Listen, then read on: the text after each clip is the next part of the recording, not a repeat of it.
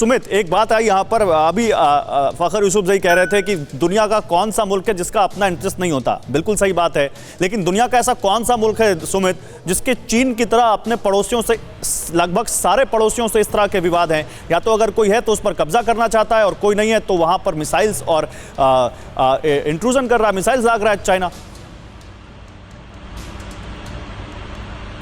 बिल्कुल बिल्कुल। और गौरव, आपने एक और बात बहुत सही कही, क्योंकि लगातार अगर आप देखें, चाहे स्कार्डू की बात कर ले, चाहे गिलगित की बात कर ले, चाहे ग्वादर की बात कर ले, अभी जिस तरीके का माहौल बन रहा है, पाकिस्तान की जमीन या खासतौर पर पीओके की वो जमीन जो पाकिस्तान ने भारत से हथियाई हुई है, उन जमीनों को चीन कैसे ऑक्यूपाई करता जा रहा है। और चीन, अगर आप देखें कि स्कार्डू का महत्व इसलिए है क्योंकि पिछले एक साल में चीन ने बहुत तेजी से काम वहां इसलिए करना शुरू किया क्योंकि लद्दाख के अंदर जब आप बात करते हैं तो एयर डोमिनेंस में चीन वहां पर बहुत नीचे है, भारतीय वायुसेना। तो स्कार्डू एक ऐसा प्लेस है जहां से वो भारत पे अटैक करने की कोशिश करता है या फिर डोमिनेट कर सकता है। मेरे को याद है कि पिछले साल मैंने खुद एयरफोर्स चीफ से जब ये सवाल पूछा था कि आखिरकार क्या हम अपने डोमिनेंस को, या चीन हमारे डोमिनेंस को कम करने के लिए पीओके के अंदर अब पाकिस्तान के एयरबेसेस का इस्तेमाल कर सकता है, खासतौर पर स्कार्डू में, तो एयरफोर्स चीफ ने कहा था कि हमको इसकी पूरी जानकारी है कि पाकिस्तान के अंदर चीन ऐसी गतिविधियां चला रहा है। लेकिन इंपॉर्टेंट क्या है कि क्या चीन उसमें उसमें पूरी तरीके से सक्सेस कर पाएगा, वो बहुत मुश्किल है, क्योंकि चीन के पास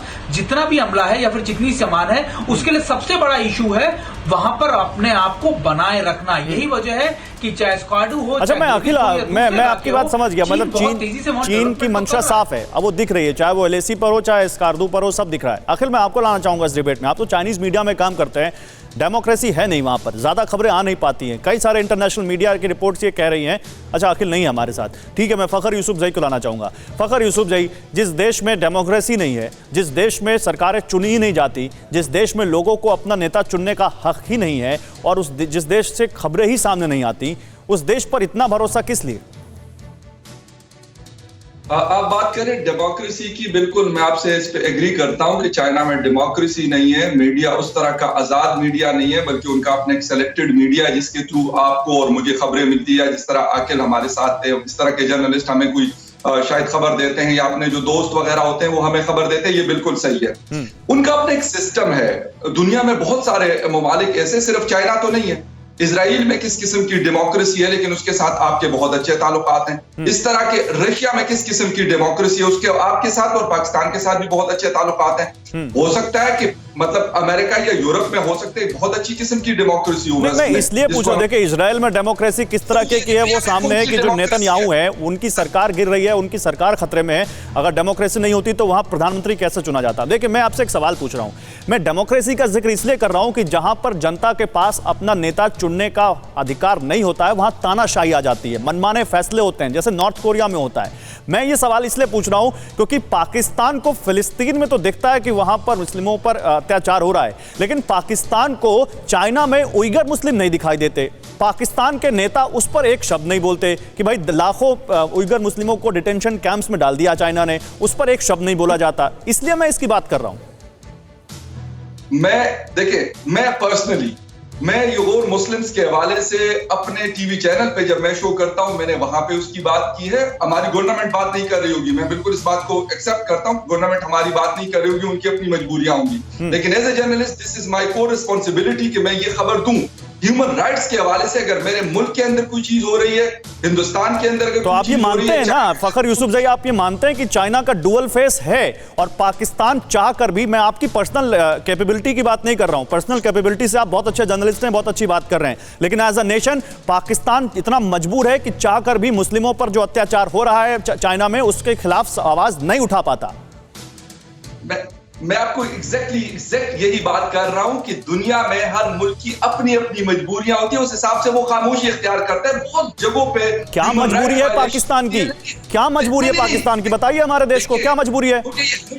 मुझे ये बताएं कि जमाल खशोगी को जब मारा गया था एमबीएस की तरफ से, हिंदुस्तान ने उसके ऊपर कितनी आवाज उठाई थी? असल बात यह कि हम नहीं करते। अरे जमाल खशोगी भारत का नागरिक नहीं था, या जमाल खशोगी के बारे में भारत ने कोई और आप देखिए, दो चीजों को मिक्स कर रहे हैं, दो चीजों को मिक्स कर रहे हैं। ह्यूमन राइट्स की बात कर रहे हैं तो पाकिस्तान में आ जाइए। यूएन की रिपोर्ट कहती है कि माइनॉरिटीज का क्या हश्र है पाकिस्तान में। अयूब मिर्जा, मैं आपको लाऊंगा, मैं आता हूं फखर यूसुफजई। माइनॉरिटीज की बात कर लेते हैं पाकिस्तान में, किस तरह के ह्यूमन राइट्स हैं उनके, बताइए जरा। उइगर मुस्लिम तो छोड़ दीजिए, वो तो चाइना में है।